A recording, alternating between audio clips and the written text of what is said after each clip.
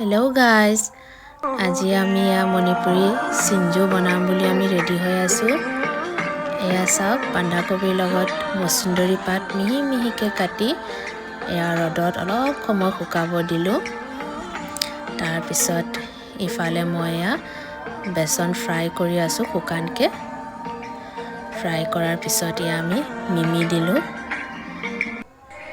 তাৰ পিছত আমি শুকান মাছো আমি দিব পাৰি, কিন্তু এয়া অপচনেল হয়। ইয়াত আমি জলকীয়া গুড়ি এড কৰিলো। তাৰ পিছত আমি ইয়াতে নিমখ দিলো। তাৰ পিছত অথনি মই বেসন ভাজাখিনি অলপ কঢ়াকে ভাজি আমি সিঞ্জোত আমি এতিয়া এড কৰিম। এড কৰাৰ পিছত ইয়াত আমি ভালকে সানি লম।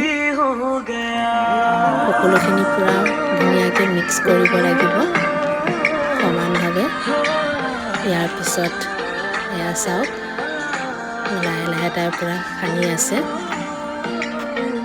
এয়া আমি খাবলৈ ৰেডি আৰু এয়া সিঞ্জো ৰেডি। Bye bye.